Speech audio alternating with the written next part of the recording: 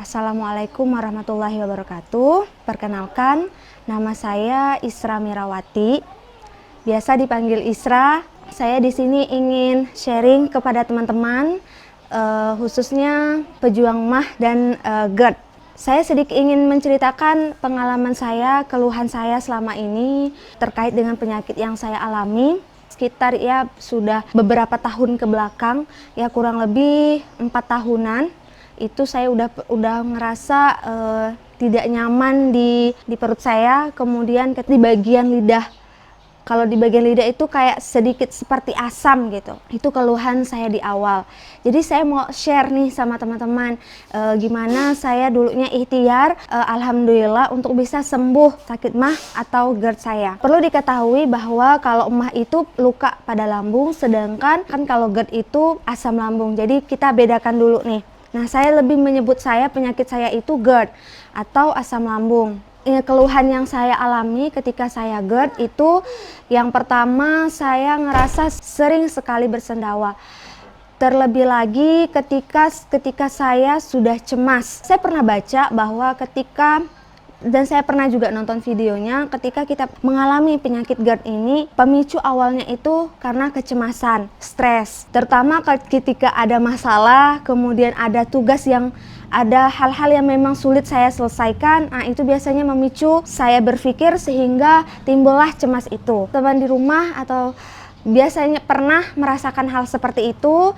Nah kalau misalnya pernah, nah samalah kayak saya. Ketika cemas itu datang, lalulah timbul reaksi asam lambung itu naik sehingga membuat saya itu bersendawa terus-menerus, di mulut terasa asam, perut juga ngerasa nggak enak, kadang itu susah buang air besar, kadang juga kalau terlalu minum air, karena kan ketika saya sendawa itu saya sering minum air, jadi kadang menyebabkan diare juga. Itu keluhan yang saya alami. Pemicu untuk asam lambung itu dari kecemasan itu tadi. Ketika penyakit saya itu saya tahu udah GERD, saya mulai berobat ke rumah sakit. Pernah opname gara-gara gara-gara asam lambung pernah dulu. Kemudian dikasih obat sekitar 4 atau 5 hari gitu, pernah opname. Kemudian penyakit itu sembuh, makan obat.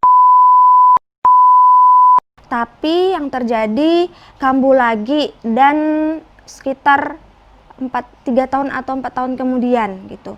Karena memang waktu itu saya belum mengenal obat-obat yang selain obat.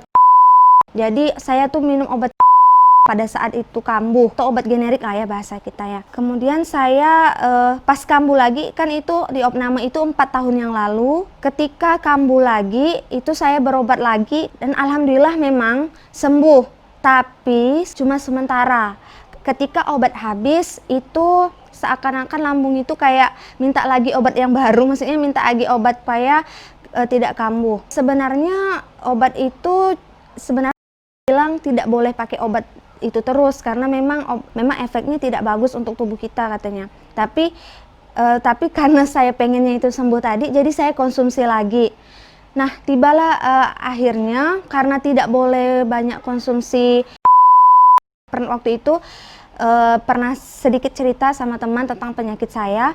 Terus teman saya merekomendasikan kenapa enggak pakai obat herbal aja katanya. Kayaknya boleh nih dicoba gitu. Tapi waktu itu masih belum percaya.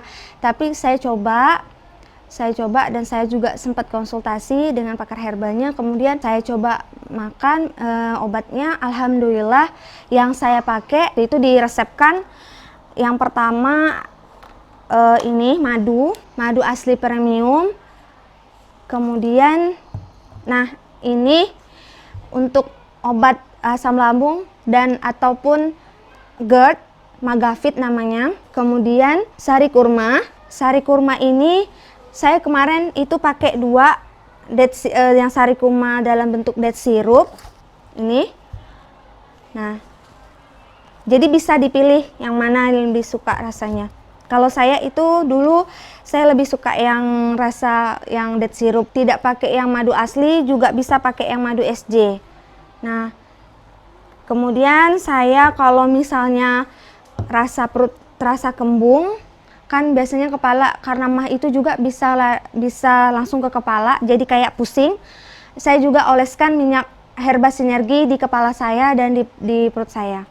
Nah, itulah tadi produk-produk yang saya gunakan, dan saya menggunakannya itu selama kurang lebih 3 bulan. Pemakaiannya rutin, saya pakai secara teratur. Tidak boleh kita makainya cuman sebentar, hari ini minum, besoknya enggak, tapi continue, berterusan gitu. Yang dirasakan sekarang, alhamdulillah, ini kan kita harus mengetahui sumber penyakitnya itu kan dari naiknya asam lambung ke kerongkongan.